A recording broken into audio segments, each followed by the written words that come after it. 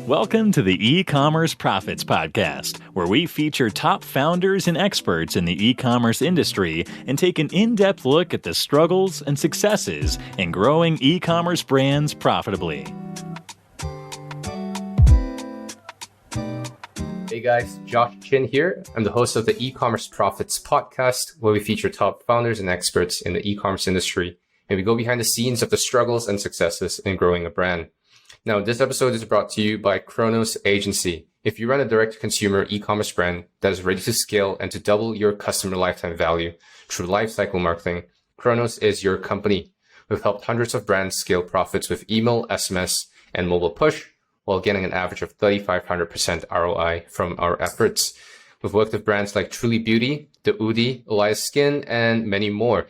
And the next step is to email us at sales@chronos.agency, or you can go to chronos.agency to learn more. Today's guest is Asher Ismail. Asher is the co-founder of Uncapped, which helps entrepreneurs raise capital without giving up control of their business. It's fantastic. It offers revenue-based financing, growth capital, ranging from anywhere between £10,000 to upwards of £5 million for a flat fee, without credit checks, personal guarantees, warrants, equity or interest, and all the the not so nice stuff about raising money as a startup, as a business. And as a founder, he's been on the other side of the table, raising millions in capital from angels, VCs, through crowdfunding and through banks and private money. And in 2017, Asher was named the Emerging Entrepreneur of the Year. And along the way, he's given away a little bit more equity than he would have wanted to. So today we're going to talk a little bit about what the process looks like as an alternative to raising money by giving up equity, and some of the mistakes that Asher has seen in his journey, and a little bit about his background as well.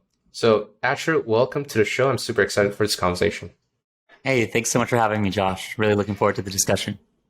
Asher, so prior to Uncapped, you were CEO at Midrive, which was eventually acquired as a company. Tell me a little bit about your journey at that point. Yeah, so it actually started, way before that. My background is definitely in startups. This is the third business that I've started over the years, and I think the biggest challenge I always had was getting the funding that I needed. And I think working with like hundreds of e-commerce founders, I've really seen how they've struggled too. So for me, it's been a dream to basically now to get to work on Uncapped, because every day I get to help other entrepreneurs get the funding that they need.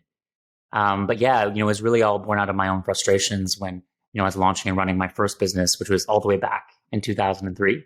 Yeah. I was young and I just wanted to raise 100K, and right. I probably had 100 meetings and I got 100 no's.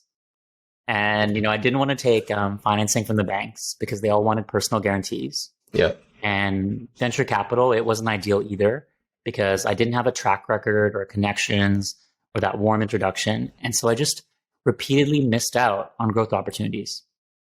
And then when I was raising money for my second business, MyDrive, I actually thought I had it all figured out, and I raised like millions in venture capital.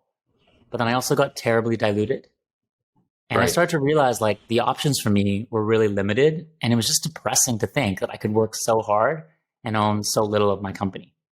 Yep. And, what I noticed is, that it wasn't just me, right? Like growing businesses, they're just often left to choose between raising costly venture capital or burdening themselves with traditional debt. And so, yeah, I just thought, there must be a better way. And, which is when we started to work on Uncapped. And really the idea was to try to bring this more fair funding alternative, first to Europe and North America, now, across the world.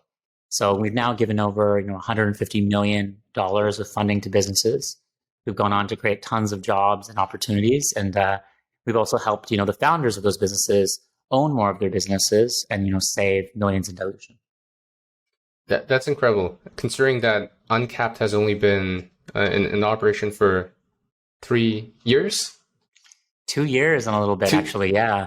So Not even 3. It's been an incredible growth trajectory for sure. And I think I really attribute that to the fact that, when we started, our first customers were our friends. And so from the start, we really created a product that's actually friendly, that's like fair, fast, transparent. It's the product I wish always existed. And so I think that meant that, we just got a lot of positive word of mouth of other founders recommending us to other founders. And I think it's kind of become realized that like this is the way the companies should be raising capital. So we're now in 22 countries, including the US, UK, Germany, Poland, Spain. Our business has grown exponentially. And, we actually now fund more businesses in a day than a typical VC will fund in a year. That's incredible. That's incredible. And now your impact has multiplied many times over, in terms of the number of jobs that have been created as a result of the funds they've distributed, and the growth that have been generated as a result of that.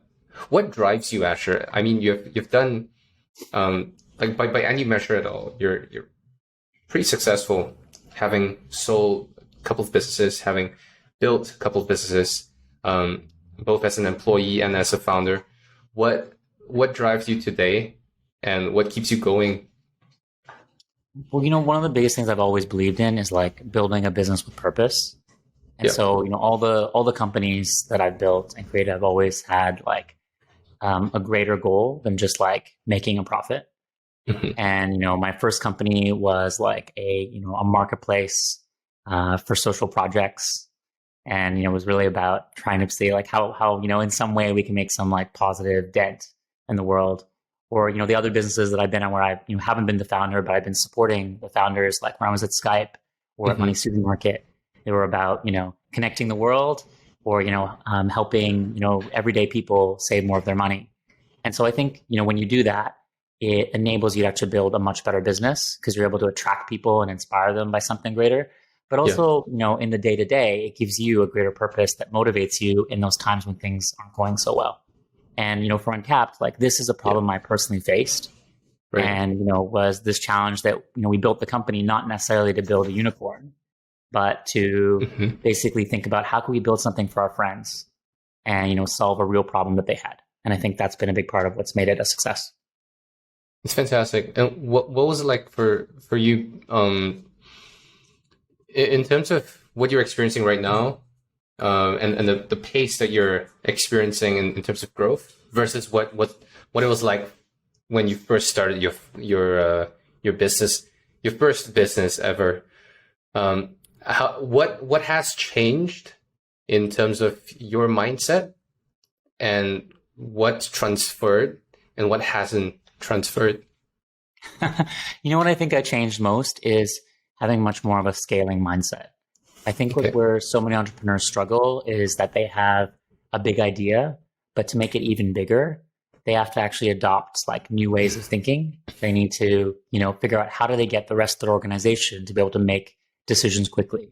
You have to figure out how to, share feedback, grow in others, delegate things, and, really not become the bottleneck of their own organizations. And I think when I was in my first business, I thought I had to do it all myself. Right. And, all the decisions would come back to me and I would be the person where I would like figure out these things where people were waiting for me on that information. But of course, when you build a business like that, it just moves incredibly slow. And I think the transformation I've made over the years is realizing actually the way to build a huge business is to figure out how do I empower everyone in my organization so that it's not my job as a founder to put out fires, but actually to build fire stations. What does it translate into in terms of the tangibles? What do you actually build? Are there rituals, processes that the support first part of that is about like ways of working. So one of the things, first thing I do with every new person who joins our business, I sit down with them and have an hour-long conversation with all of our new joiners, which now is like, several people every week joining the company. Yeah. And I sit down with them and I talk about our ways of working and our culture and our values and try to cement that in them. And, one of the first principles is to be a leader. And it's like the contrast, of course, is the old model, which is like the leader-follower model, where, there is that one designated person who makes a decision. And, we talk about how at Uncapped, everyone's a leader. And actually we are our best when we all behave like leaders, because people who take orders run at half speed. Yeah. And the very practical way that we apply that means that at Uncapped, when, you have a job to do, it won't be that somebody tells you how to do it. We expect each person to come and proactively create a proposal to drive that task forward driven by metrics. And like a manager or a founder, if it's a, critical, irreversible decision, they might offer you more guidance, but ultimately it's like your decision to make. And that means that our company moves with incredible speed. And it means we attract the kind of people who, in our world, we work as a fully remote company. So it really enables people to actually get the best of who they are and, deliver the kind of results that we need. So you're saying that anybody, regardless of where they're at in the totem pole, could come up with an idea, create a proposal, set some metrics of what success looks like, and work on that project? Is that how?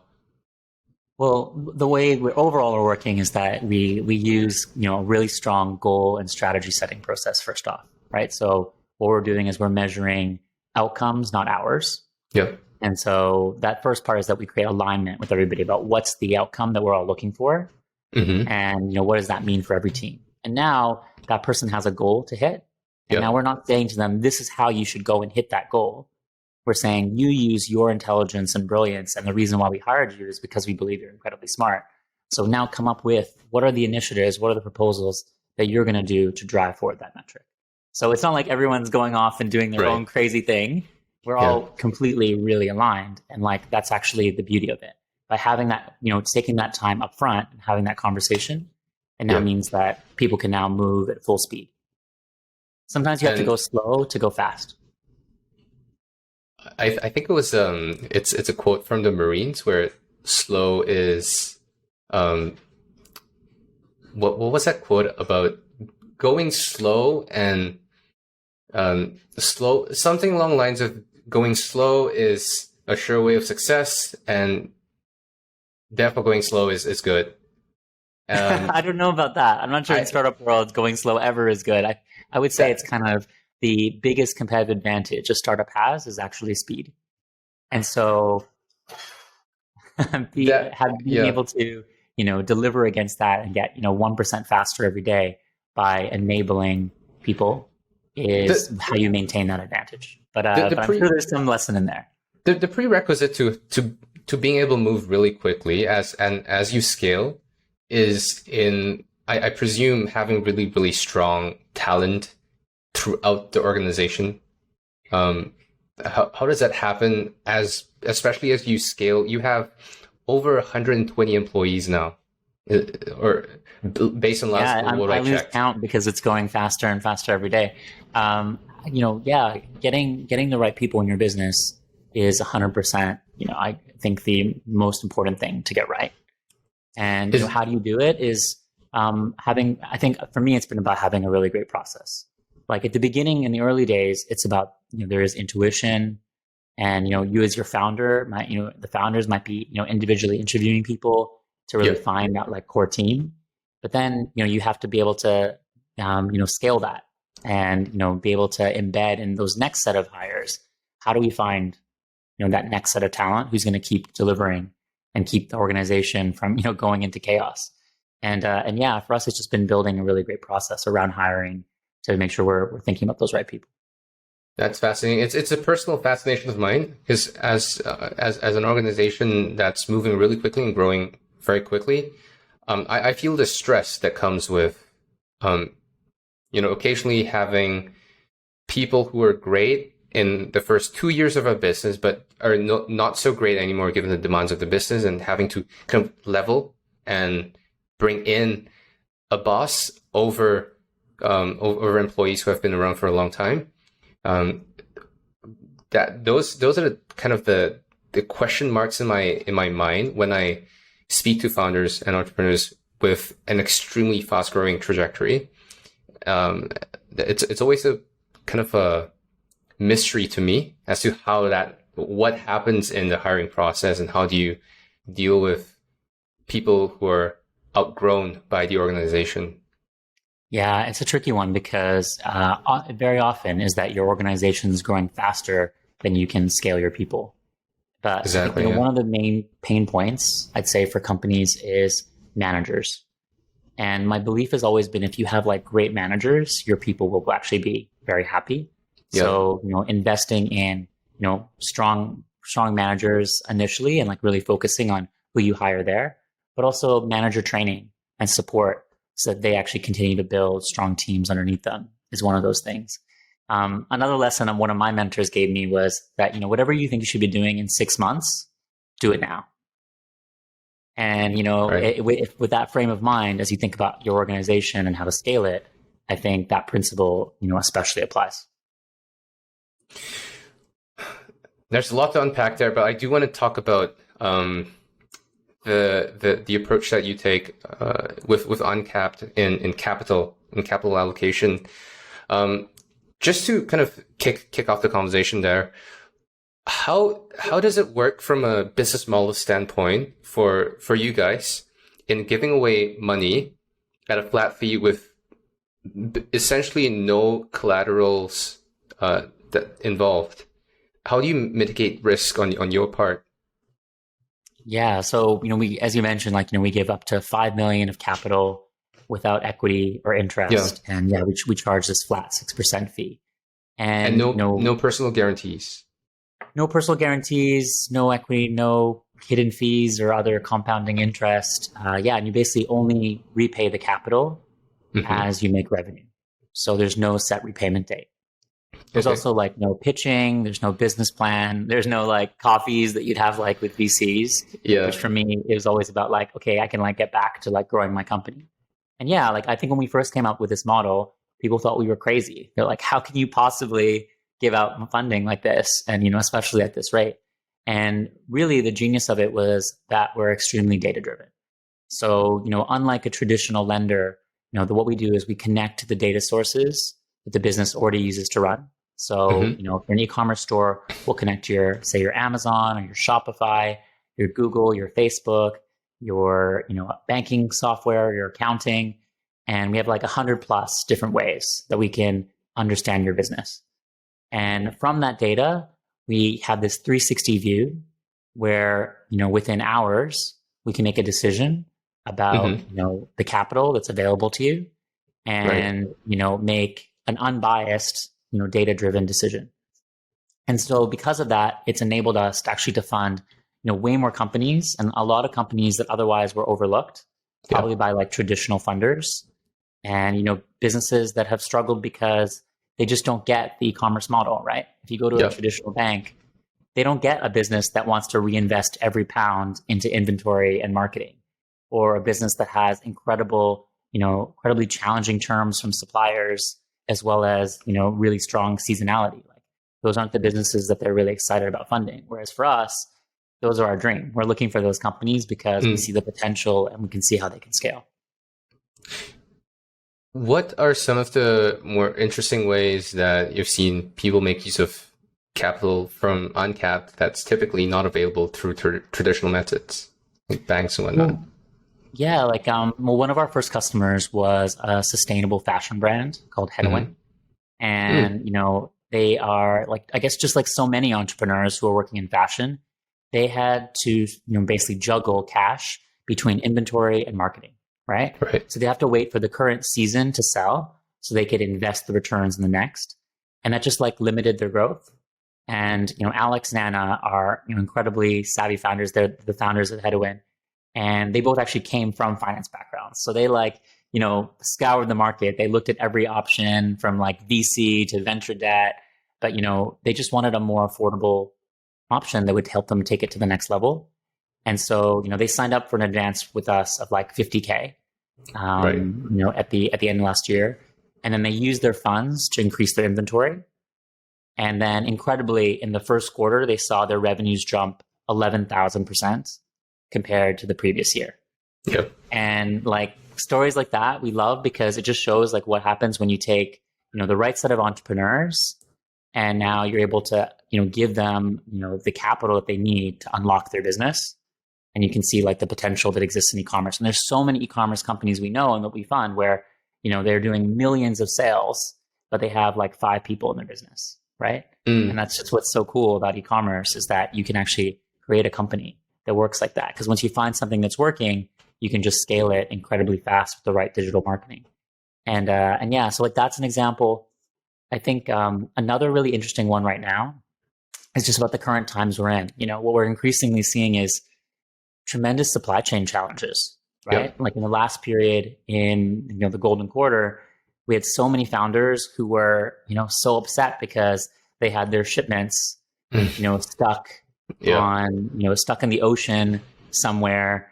And, they have customers who have, more demand than they've ever had, but just can't access the inventory that they need to supply them, And, now what we've started to see as entrepreneurs turning that into an opportunity.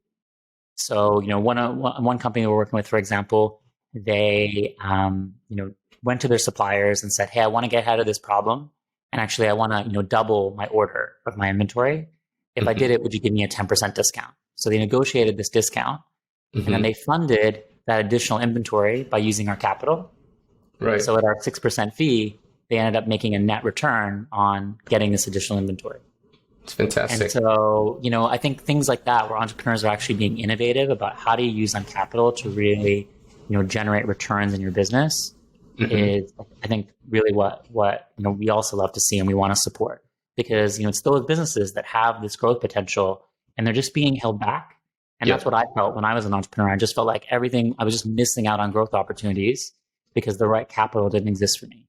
So if we can solve that for other people, I think that's like really golden. What about mistakes? What are some of the common or painful mistakes that you've seen people make in raising capital? Oh man, there are so many deadly mistakes to make. I think depending on what type of capital you're raising, the challenges are different. Very often it's about like raising your first money, and I think one key thing is about like giving up after your first rejection, or another one would be like is asking too early, before you really understand how you're going to use the funds, or later on it becomes just being not having a plan for scaling and not having that story, not having clarity about how you're going to use the funds, for example, is one of the common things. Like when entrepreneurs sometimes say to me, oh my God, if I don't get this money, my business is just not going to survive. And you're like, well, but how are you actually going to apply these funds? How are you going to get a return? Because what you want to be doing is not raising funds in a moment of desperation. You want to be going to investors and talking about, hey, here's the opportunity and the return. Yeah. So I think like the mistakes really just depends on, what is the strategy that you're going after. And obviously, historically, so much of that has been about raising from individuals and angels and VCs. And like that game is a really complex, challenging game. Yeah. Of course, we're trying to give people an alternative where, if you don't actually, don't love that process of like raising capital, maybe there's other ways. And I think that's the final thing I would say is the top mistake is not realizing how many options you have. There's so many more options than ever before to raise funding as an e-commerce business. And so being aware of that and really making sure you're choosing the right one for you, that is like the biggest way to become more successful and ultimately build a profitable business. There's a thing with raising capital and raising money where banks come to you when you need money the least, right? Like when we don't need the money, there's always money lying around. When you need funding and capital for growth, no one's willing to lend you any money. One of the things that's on my mind right now with what's happening recently with iOS 14, the updates that surround Facebook and the marketplace between Facebook, Google, Amazon, and now Apple, influencing a large part of what's happening in the e-commerce space. Do you see risk going up in terms of funding e-commerce businesses today, or are you still as confident as you were before? Has that shifted at all internally? So I think if I've learned anything about, technology over the years is that, there's always been a shift. There's always been a change in Google algorithms. There's always been, different models. And what happens is entrepreneurs adapt, right? People still need these products. And so I think the channel mix might change. The strategy of how people are investing their marketing dollars might change. But ultimately, I think those businesses are going to still survive because it's a problem that spans every entrepreneur and, everyone who's trying to market to those folks. So, I'm not personally super worried about that. I think some brands definitely have dealt with it better and like set up their technology and gotten advanced, but Yeah. I think they're going to catch up. And yeah, I think the bigger long-term challenge probably is what's happening in the, macro economy right now. Yeah. We have a war in Russia and Ukraine happening. There's potential risks to the overall global economy. We're seeing interest rates rise. In the US, 7 interest rate spikes. So, those things might change the landscape a little bit for entrepreneurs who are looking to raise money, I think more so than algorithm changes. What's your outlook, given everything that's happening between Russia and Ukraine with interest rate hikes? What's your outlook in e-commerce in the next couple of years? Well, I think generally is that, that increased interest rate is going to make some forms of capital more expensive than they were. So, if you're relying on perhaps credit cards or bank loans, those rates are going to be passed on to businesses, and businesses also, in a downturn market, they are often, have more challenges, right? They have more challenges repaying. And so that's like reflected in probably the openness that those kinds of lenders who are working with very limited data have to be able to, give and make more loans. In our world, for us, the cost of the capital relative to, the cost of acquisition is probably pretty small because we're focused on a really particular set of types of businesses. Yeah. So for us, probably it actually is going to open up more opportunities because I think other folks who couldn't get capital from other sources are probably more likely to come to us. Yeah. And, be exploring more options because they're frustrated with kind of the status quo of what they have.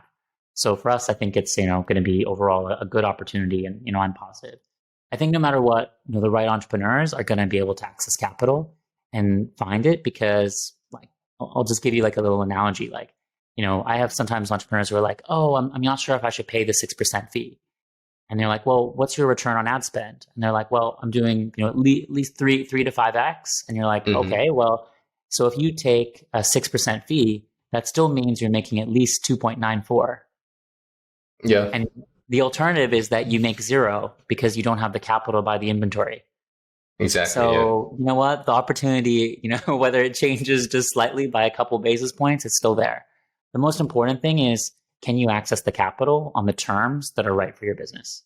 Can you access the capital in a way that you're going to feel comfortable and that you're not putting, your house and your personal assets at risk, right? And if you can do that, if you have a bet where you are getting that kind of return, where you're doing, a 3x plus ROAS month in, month out, like that's a bet you should take every time, right? Yeah, that always makes sense.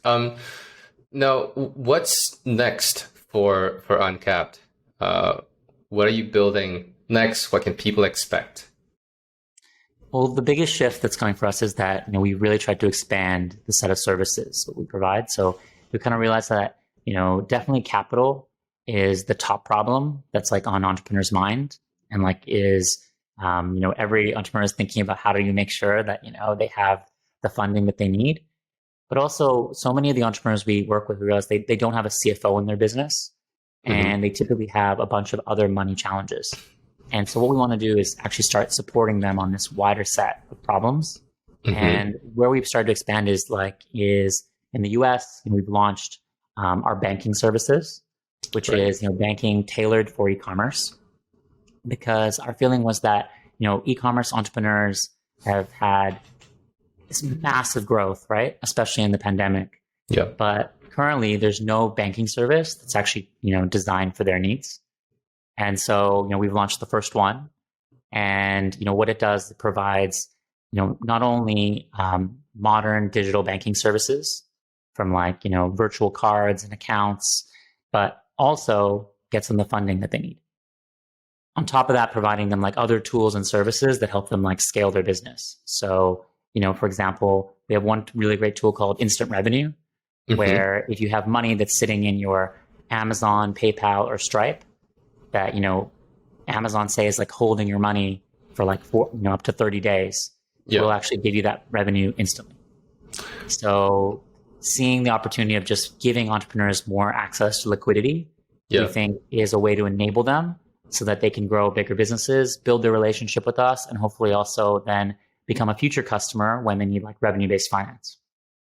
That's fantastic. So it's about cash flow. Ultimately, it's about growth through liquidity, growth through cash flow for the e-commerce entrepreneur. Yeah, but there's also other things we're doing. So we're also working on like insights. So, we get all this incredible data, right? When we analyze a company, because we connect to those data sources. Yep. And we're able to spot opportunities and see where entrepreneurs could actually optimize their business, having looked at, hundreds of buses. And so we want to take those same insights. Benchmarks, I think benchmarks have a level of usefulness, and a point of comparison, but benchmarks always have to be taken in context. Yep. There's also just other opportunities we see in terms of, how people are utilizing their inventory, where they're advertising, what their mix is.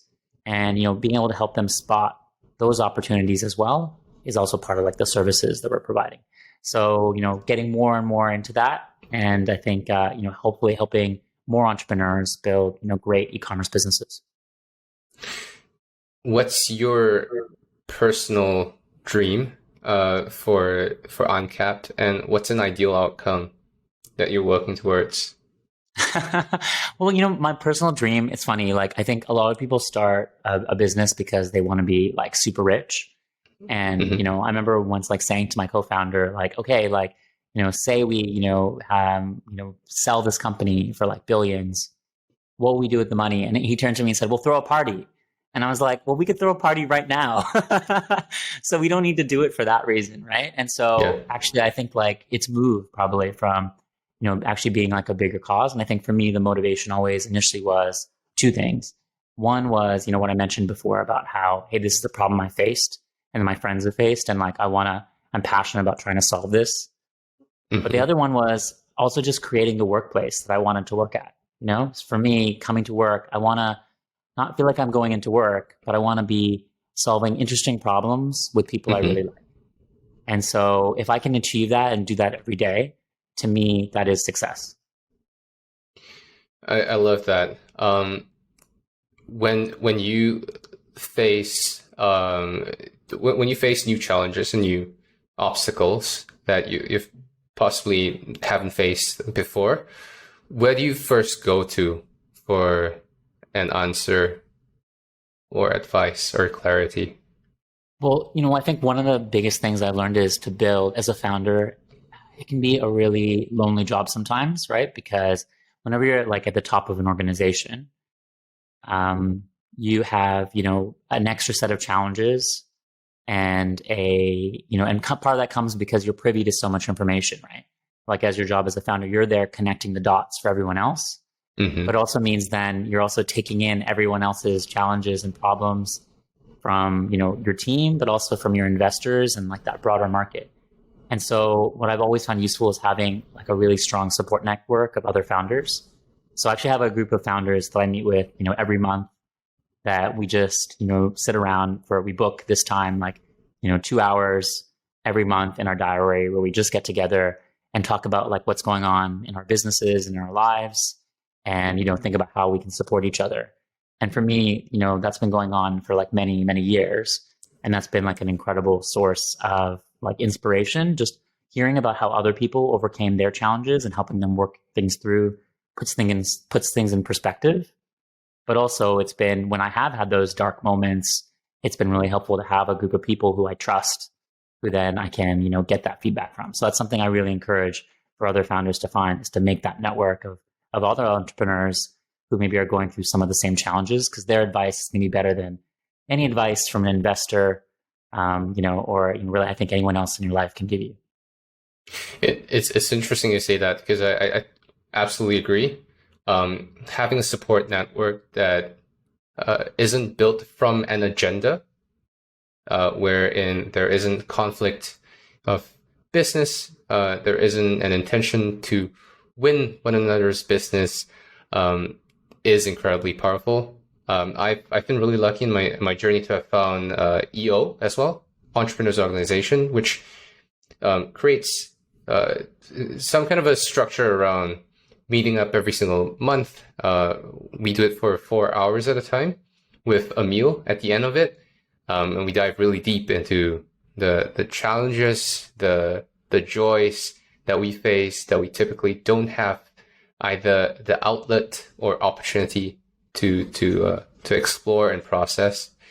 What we call 5% reflections. So kind of like the top 5% and bottom 5% of our journey in the month, which has been incredibly helpful because it uncovers issues and emotions that were previously kind of hidden and unresolved.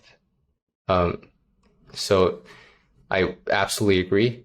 But the question then, Asher, is that you're on this trajectory of incredible growth, and I presume it's really hard to find peers that have been through what you've been through. Has there been any instances where you've outpaced the growth of your peers and you've had to find new sources of insights and support? Yeah, I mean, I think that has happened in some ways. I'm actually really lucky that, in the group of founders that I'm with, a couple of them have built, very large businesses with like hundreds of people and sold a few businesses as well. But, I think, there's always a mixture, I think, within those audiences. And like, that's also useful because sometimes we think, oh, you had to have built a big business to be able to advise somebody. And sometimes that's true. Sometimes there's those cases. But I think so much of where we actually need help is much more just on a human level, is having somebody to talk through your problems with. And often the biggest challenges that I think we face in building businesses is that, building a company, it's not a technology problem. It's actually a people problem. And all of us, we can understand people and, talk through how would someone feel about a situation, what's a different perspective. You're seeing it this way. But actually, what if you see it this other way, right? And that, as you said, that, opening yourself up to another perspective can massively change your solution set and therefore how successful you're going to be. So I think that's, no matter what, has always been a success of just speaking to people who have been in your shoes of being a founder and know those pressures more so than whether they built a unicorn or not. I love that. Asher, do you have any books, resources that you recommend people going through a similar journey? I have so many. I think one of the best, I think recently I've been working on is like 5 dysfunctions of a team. Because we're on this topic of like building an organization. Yep. I think that is incredibly powerful in terms of getting your management team into a really strong place. Another one I love is Atomic Habits.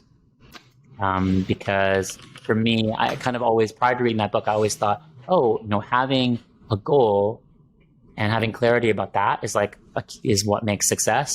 And I think what I learned from James Clear was actually, both people who are successful and not have goals. It's more about the system that you built. And the people who have good systems are the ones to achieve their goals. And I think that really shifted my thinking.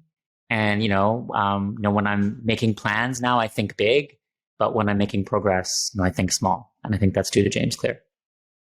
I love that. I'm definitely going to check those out. What else are you obsessed about?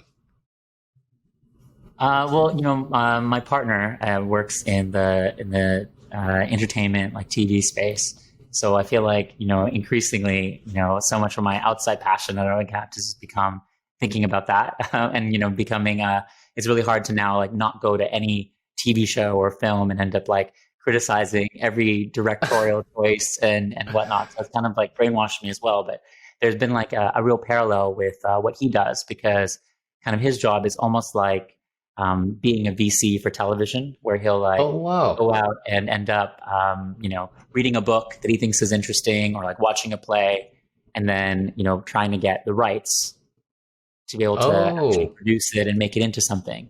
So it's funny that there's been this parallel, because the world we're in, of course, is sort of similar, where we're seeing great businesses or great ideas and, wanting to give them the capital that they need to take that idea. So yeah, we have this parallel world, but I feel now my dreams are always filled with thoughts about what's happening in the world of entertainment. You know what? I've never thought about VCs and just funding in general in the entertainment industry, but it makes sense. The money has to come from somewhere. I always thought about funding just purely coming from production houses or production studios. Never thought about VCs in the entertainment space. Well, they're not VCs officially, so they would consider themselves they wouldn't consider themselves a VC, but effectively somebody has to say, "Hey, I think this is a good idea," and then pitch it and turn that into a series. Yeah, exactly. Right. Because so often what people initially start with, right, is like the seed of an idea. It might be just like a short story, and then that actually evolves into an entire TV show. But somebody had to think about, how do you commercialize that? How do you make it make sense? And how do you build that idea? Just as the way like an entrepreneur would, where they would get the seed of like an opportunity, see something, and then, make it real. That makes sense. Asher, it's been incredible. Thank you for the opportunity to interview you and have this conversation with you. For people interested to learn more about Uncapped and potentially connect with you, where should they go to? Well, one of the things is LinkedIn is a great way to connect with me. Every week, I, put out content about growing a business, creating a great culture, things that are happening in e-commerce. So that's one way to connect with me. But the other thing, I actually had a little bit of a special offer for your listeners.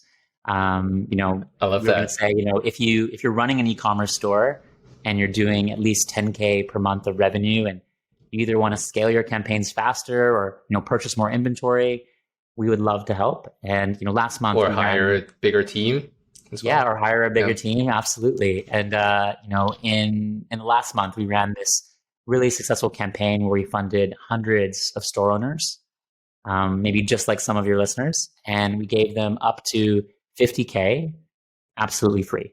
So no fee. Normally we charge a 6% fee, but last month we did it for exactly $0. And on our website, you won't find mention of it anymore. It's gone. Okay. For listeners of the podcast, we're like ready to make it happen again.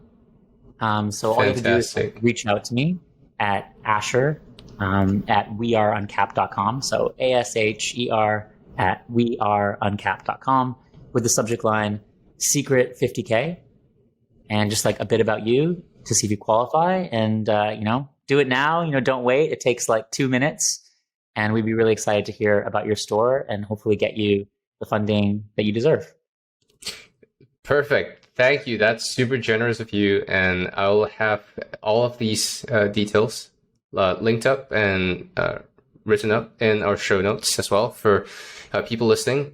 Go to chronos.agency /podcast for the latest show notes and latest episodes. Asher, excuse me.